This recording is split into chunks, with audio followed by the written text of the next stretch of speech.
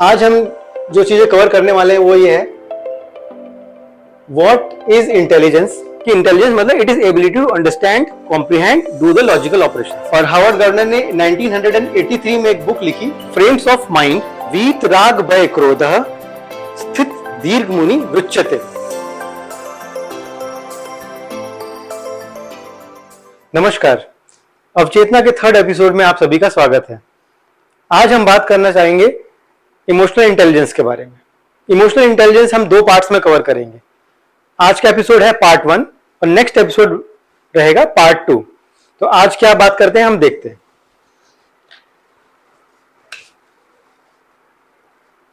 Emotional intelligence. आज हम जो चीजें कवर करने वाले हैं वो ये है, what is intelligence and why we are talking about intelligence. Second point, about the types of intelligence.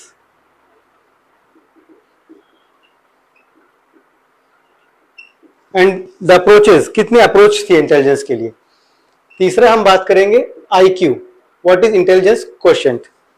इसमें रहेगा what is intelligence quotient, what are the factors affecting the intelligence quotient, जैसे कि एज, आपका एरिया यानी कि समूह जहां आप रहते हैं उसके हिसाब से क्या रहेगा आपका इंटेलिजेंस। और चौथा will be, the fourth one is self awareness thought, and this is about Bhagavad Gita. तो आज हम ये सारी बातें कवर करेंगे। तो सबसे पहले हम जानते हैं व्हाट इज इंटेलिजेंस। देखिए, इंटेलिजेंस जो है एक लैटिन वर्ब इंटेलिगेर से लिया गया है। इंटेलिगेर means to understand. Now what is intelligence. Intelligence एक तरीके की एबिलिटी है to understand, to comprehend. We can say it is an ability to understand and comprehend, do logical operations, reasoning, have a problem solving attitude, have a problem solving approach with the given resources। और चौथा है to conceptualize। देखिए, understand and comprehend. देखिए, understand का मतलब ये हो गया कि अगर हमें कोई कुछ वाक्य भी बोलता है तो हमें वो समझ आना चाहिए कि वो क्या वाक्य बोल रहा है। और अगर हमें कुछ पूरा पैराग्राफ बोलता है तो हमें समझ में आना चाहिए कि पहला सेंटेंस क्या है, आखिरी सेंटेंस क्या है, उसे कॉम्प्रिहेंड करके उसके टोटलिटी में एक मतलब निकालने की समझ होनी चाहिए। तो it is about understanding and comprehending, मतलब ये समझ। लॉजिकल ऑपरेशंस मतलब A is equals to B, B is equals to C, तो A is equals to C, इस तरीके के लॉजिकल ऑपरेशंस हैं या रीजनिंग है, क्यों है, इसकी समझ। Problem solving with the given resources, कुछ प्रॉब्लम आती है अगर कोई भी काम करते वक्त तो उसको कैसे सॉल्व किया जाए, अपने पास गिवन रिसोर्सेज हैं, वो एक एबिलिटी। और तीसरा है, एक चौथा है कॉन्सेप्चुअलाइज। कॉन्सेप्चुअलाइज मतलब कॉन्सेप्ट्स को समझना, क्या किसी चीज को कॉन्सेप्चुअलाइज करना। जैसे कि आप डेमोक्रेसी एक गवर्नमेंट है हमारी, टाइप ऑफ गवर्नमेंट, वो कोई चीज तो नहीं है, वो एक कॉन्सेप्ट है, उस कॉन्सेप्ट को समझ जाना। तो ये सब एबिलिटी जिसके अंदर जितनी ज्यादा है वो उतना ज्यादा इंटेलिजेंट है। तो this is the definition of intelligence. अभी हम ये जानते हैं व्हाई। देखिए, साइकोलॉजी के लोगों ने जब ये देखा कि भाई इतने सारे लोग हैं, सबकी डिफरेंट डिफरेंट एबिलिटीज हैं, कोई लॉजिकल ऑपरेशंस में बहुत अच्छा है, कोई किसी स्किल सेट्स में अच्छा है, कोई अच्छा खाना बना सकता है, तो कोई अच्छा कारीगर है। ये जगह तरह तरह की स्किल्स कहां से आ रही है लोगों के पास।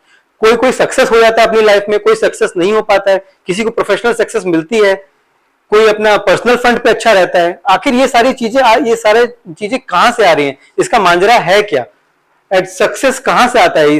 बेसिकली इसका जो रीजन है सक्सेस, एंड दूसरा है आपका डिफरेंट स्किल सेट्स। जब ये सब चीजों के बारे में स्टडी होने लगा तो ये बात बताएगी कि इसमें कुछ एक लेवल है that is called as intelligence. तो हमें इंटेलिजेंस के बारे में पढ़ना पड़ेगा। तो इंटेलिजेंस के बारे में काफी स्टडीज हुई। स्टडीज होते होते सबसे पहले डिफरेंट टाइप्स ऑफ इंटेलिजेंस मतलब डिफरेंट अप्रोचेस आए। तो पहला जो अप्रोच दिया, इसमें हम बात करते हैं अप्रोचेस की। Approach that was one factor approach. One factor approach मतलब उन्होंने एक ही चीज बोला कि इंटेलिजेंस मतलब the definition, what are the definition, वही कि इंटेलिजेंस मतलब it is ability to understand, comprehend, do the logical operations. But इसमें यही बात फिर से सामने आ गई कि अगर यही बात है कि सबको लॉजिकल ऑपरेशन, सबको अंडरस्टैंड एंड कॉम्प्रिहेंड करना है, तो ये सारे बराबर क्यों नहीं है? डिफरेंट स्किल सेट्स कहां से आ रहे हैं लोगों के पास? तो उसमें दोबारा जो नेक्स्ट अप्रोच आया था, that was two factor approach. Two factor approach was given by Charles Spearman in the year 1927 और ये one factor approach was given by Alfred बीने इन 1900 टू 1910 के बीच में। तो टू फैक्टर अप्रोच में क्या होता था, उन्होंने ये बताया कि दो तरीके की इंटेलिजेंस है। एक होता है जनरलाइज्ड इंटेलिजेंस, एक होता है स्पेसिफिक एबिलिटीज, जी प्लस एफ। जी मतलब होता है कि तो नॉर्मल इंटेलिजेंस लेवल है जो सबके पास है, प्लस एक स्पेसिफिक इंटेलिजेंस लेवल है। जो स्पेसिफिक है वो उसके स्किल सेट को बनाता है और ये डिफरेंट डिफरेंट लोगों में अलग तरीके से वेरी करता रहता है। तो ये हो गया जी प्लस एस, ये हो गया टू फैक्टर अप्रोच। अब आते हैं हम तीसरे जो फैक्टर है वो है मल्टीपल फैक्टर अप्रोच। देखिए 1927 से लेके पूरा 1983 तक मोटा मोटी यही धारणाएं चलती रही, जी प्लस एस का कॉन्सेप्ट। फिर मल्टीपल फैक्टर अप्रोच आया जो हावर्ड गार्डनर नाम के साइकोलॉजिस्ट उन्होंने दिया, और हावर्ड गार्डनर ने 1983 में एक बुक लिखी, frames of mind, the theory of multiple intelligence. इसमें इन्होंने बताया कि टोटल जो इंटेलिजेंस है वो 8 प्रकार की हैं, 8 टाइप्स ऑफ इंटेलिजेंस हैं। वो किस तरीके से हैं वो हम अभी डिस्कस करते हैं।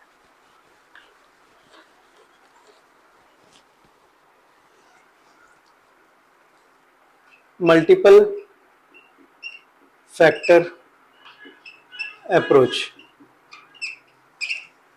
ये भी बोलते हैं थ्योरी ऑफ मल्टीपल इंटेलिजेंस। इसमें टोटल 8 टाइप्स की इंटेलिजेंस होती है, 8। पहली होती है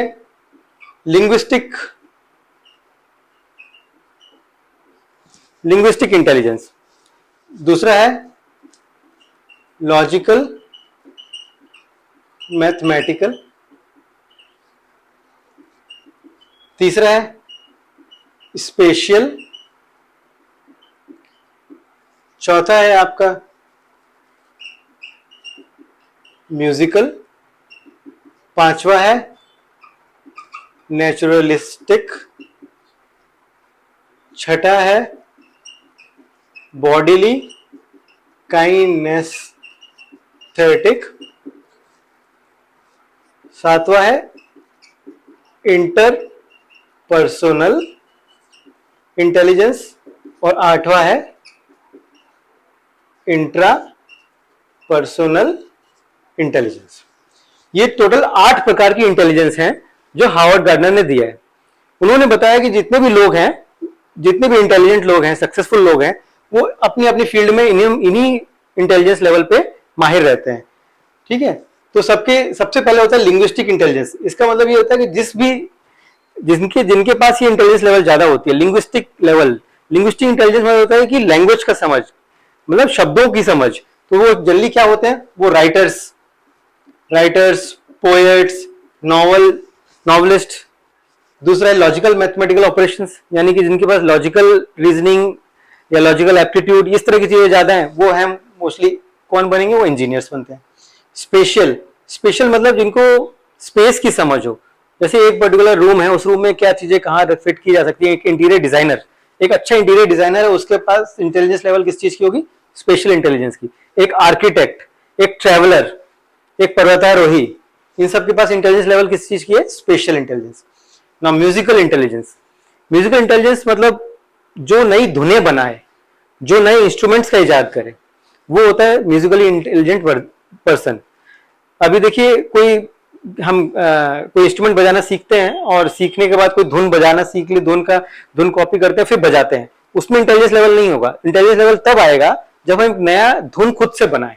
तो उस तरह का जो इंटेलिजेंस लेवल है, जैसे म्यूजिक डायरेक्टर्स हो गए या फिर बड़े सिंगर्स भी हो गए, वो उनके पास होती है म्यूजिकल इंटेलिजेंस।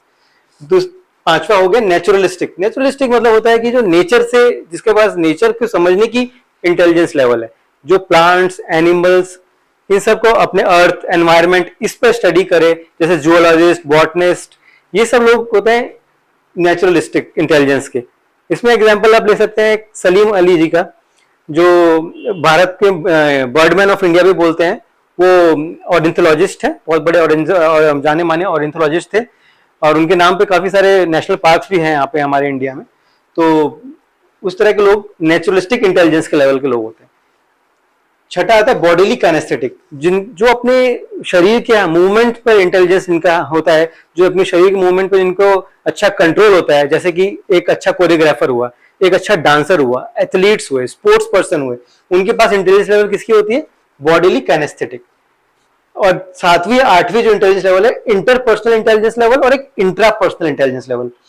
ये दोनों इंटेलिजेंस लेवल के बारे में हम डिटेल में पढ़ेंगे, और यही जो है मोटा मोटी नींव रखी गई है इमोशनल इंटेलिजेंस की।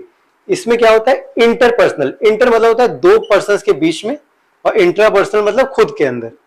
ठीक है, तो अगर दो पर्सन्स के बीच में अगर हम किसी दूसरे की भावनाओं को समझ पाते हैं, और या तो उसकी बॉडी मूवमेंट को समझ पाते हैं, ये वो क्या बोल रहा है और क्या सोच रहा है, उसकी आई मूवमेंट्स को कैच कर पाते हैं, तो उस तरह के जो इंटेलिजेंस लेवल है अगर हमारे पास, तो वो इंटरपर्सनल हो गया इंटेलिजेंस। और इंट्रापर्सनल इंटेलिजेंस मतलब हमारे खुद पे हमारी समझ, हमारे खुद के इमोशंस की समझ, हमारे सेल्फ कंट्रोल, सेल्फ अवेयरनेस, वो बात हो गई इंट्रापर्सनल की। इंटरपर्सनल और इंट्रापर्सनल इंटेलिजेंस का मोटा मोटी जो समावेश होता है वही है इमोशनल इंटेलिजेंस। इस जिनके पास ये ज्यादा है, जैसे फॉर एग्जांपल आप कह सकते हैं महात्मा गांधी, ये जो हमारे बड़े बड़े नेता रहे हैं, लीडर्स रहे हैं, जो जनता को समझ पाए हैं, जो और जनता उन्हें समझ पाई है, तो वो इस तरह के इंटेलिजेंट लेवल के पीपल हैं वो लोग। तो ये बात हो गई हमारी मल्टीपल फैक्टर अप्रोच की, थ्योरी ऑफ मल्टीपल इंटेलिजेंस। अब हम आते हैं नेक्स्ट चीज, दैट इज इंटेलिजेंस क्वेश्चन पे, इंटेलिजेंट क्वेश्चन।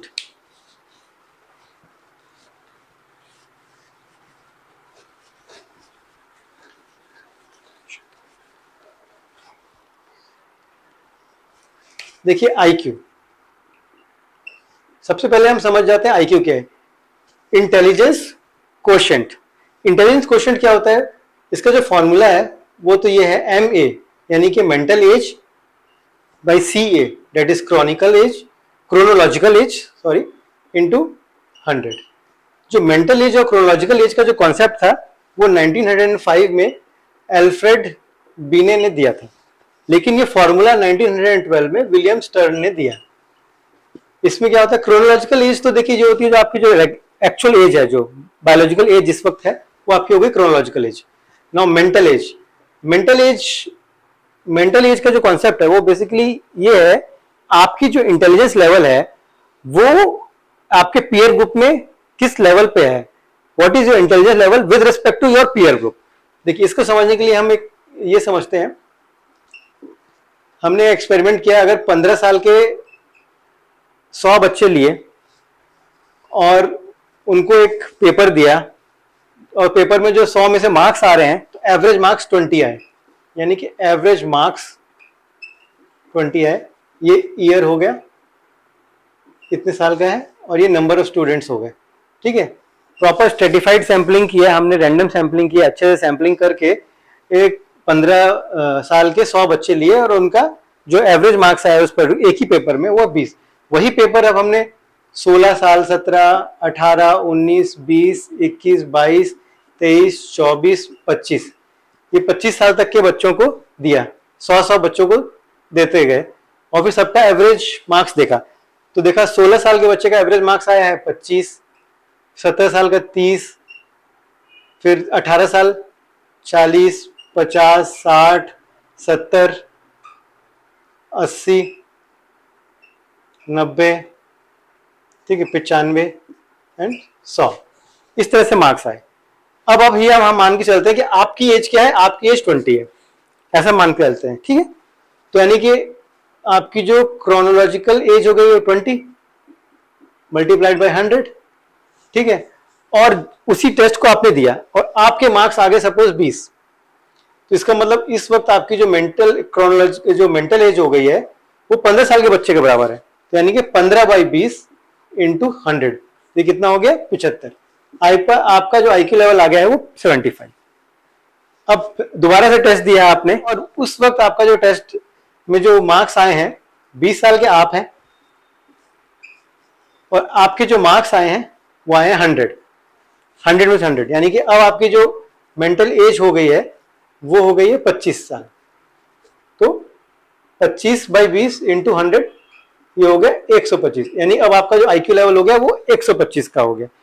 तो इस तरीके से आईक्यू निकाला जाता है, ठीक है। इस फॉर्मूले से आपको एक चीज तो समझ में आ रही होगी कि mental as is greater than chronological age. अगर तो फिर ये इससे क्लियर समझ में आता है कि आपका जो आईक्यू लेवल 100 से ऊपर है, यानी आप ज्यादा आईक्यू लेवल के, आपको ज्यादा इंटेलिजेंट हो, और आपकी मेंटल एज आपके क्रोनोलॉजिकल एज से कम है तो फिर आपका आईक्यू लेवल कम है 100 से, ठीक है। और mental age equal to chronological age है तो आप आईक्यू लेवल 100 पे हो, ठीक है। तो ये आपको समझ में आता है, ये मोटा मोटी कॉन्सेप्ट है आईक्यू का। अब हम बात करते हैं, ये तो व्हाट का हो गया, अब ये बात करते हैं एज से क्या होता है। एज,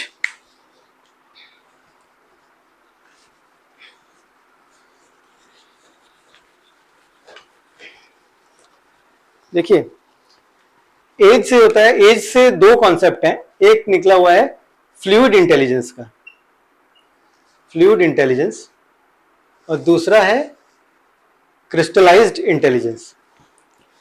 जैसे जैसे ये एज बढ़ती जा रही है आपकी, ठीक है, जैसे जैसे एज बढ़ती चली जाती है आपकी फ्लूइड इंटेलिजेंस लेवल से आप क्रिस्टलाइज्ड इंटेलिजेंस लेवल की तरफ चले जाते हैं। मतलब फ्लूइड इंटेलिजेंस लेवल एक ऐसी इंटेलिजेंस लेवल है जिसमें क्रिएटिविटी हाई है, एक्सपर्टीज थोड़ा कम रहता है, हाईली क्रिएटिव होता है। लेकिन जब एज बढ़ती चली जाती है तो क्रिस्टलाइज्ड इंटेलिजेंस लेवल पे आप आ जाते हैं। क्रिस्टलाइज्ड इंटेलिजेंस मतलब क्रिएटिविटी थोड़ी कम रहेगी लेकिन एक्सपर्टीज ज्यादा रहेगी। तो ये स्टडीज में पाया गया है कि दो तरीके की इंटेलिजेंस है विद रिस्पेक्ट टू एज, एक फ्लूइड इंटेलिजेंस, एक क्रिस्टलाइज्ड इंटेलिजेंस, ठीक है। ये बात हो गई एज की।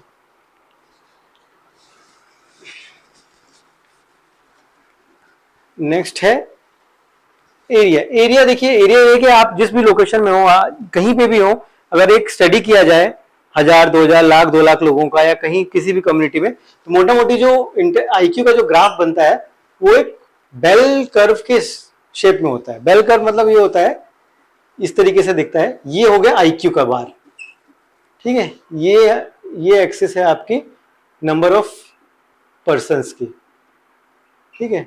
1K, 2K, 3K ऐसे बढ़ते चला जा रहा है ऊपर। तो जैसे जैसे हम बढ़ते चले जा रहे हैं तो लोगों की आईक्यू लेवल इस रेंज में आ रही है, इस पर्टिकुलर इस रेंज में। सपोज में यहाँ पे आता है 150, ये आता है 0, ये आता है सेंटर में आता है 100, ये 110, ये आता है 85। तो देखा जाए तो मोटा मोटी जो लोगों की जो इंटेलिजेंस लेवल है वो सेंटर में मैक्सिमम लोगों की रहती है 85 to 100। जो बहुत कम होते हैं, वो जो कम इंटेलिजेंस लेवल के होते हैं वो लोग भी काफी कम लोग होते हैं, और बहुत कम होता है इंटेलिजेंस लेवल तो यहाँ पे मेंटली रिटार्डेड की तरफ चला जाता है, ठीक है। तो ये बेल कर्व का एक फिनोमेना पाया जाता है। ये हो गया एरिया की बात।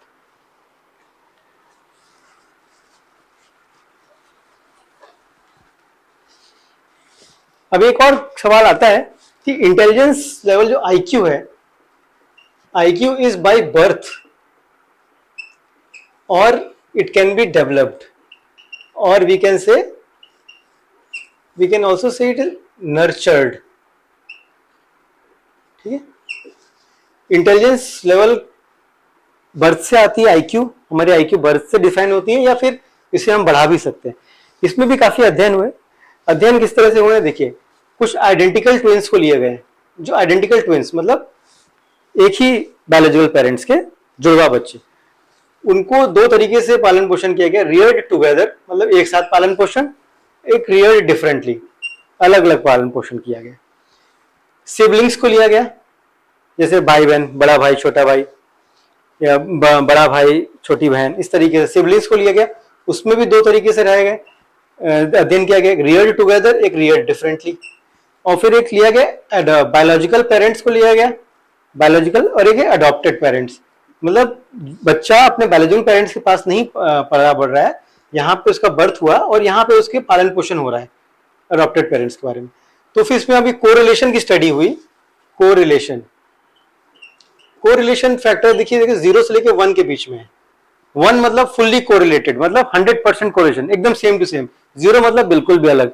ठीक है, 0 से 1 कोरिलेशन। तो कोरिलेशन जब देखा गया तो इसका कोरिलेशन आया 0.9, इसका 0.8 आया, इसका 0.7, इसका 0.6, और यहां पे देखा गया कि बायोलॉजिकल पेरेंट्स के साथ कोरिलेशन 0.9 है बच्चे का, लेकिन अडॉप्टेड पेरेंट्स के साथ कोरिलेशन सिर्फ 0.65 है।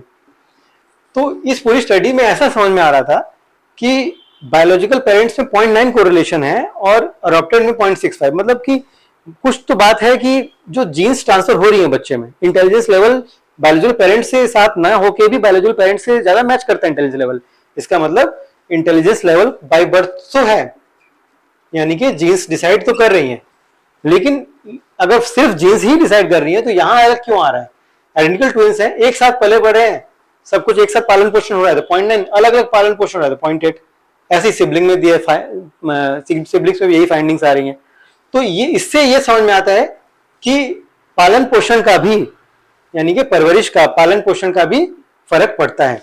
तो ये निष्कर्ष ये निकलता है कि आईक्यू लेवल बर्थ से डिफाइन तो हो जाता है, बिल्कुल डिफाइंड है, एक रेंज सेट है आपकी आईक्यू लेवल की, ठीक है, लेकिन उस रेंज के मैक्सिमम पॉइंट पे पहुंचने के लिए आपका पालन पोषण, आपका एनवायरनमेंट, आप किस जगह से, आपके साथ संगति, ये सब कुछ डिफाइन करता है, आपकी किस तरीके से स्टडीज हो रही हैं, वो सारी चीजें आईक्यू लेवल डिफाइन करता है उस रेंज के मैक्सिमम चरम तक जाने के लिए। तो इमोशनल इंटेलिजेंस में जो आज का हमारी बातें थी यहाँ पे समाप्त होती हैं। बट अब हम शुरू करते हैं एसएटी, यानी सेल्फ अवेयरनेस थॉट। आज का सेल्फ अवेयरनेस थॉट है स्थित प्रज्ञता के बारे में। स्थित प्रज्ञता,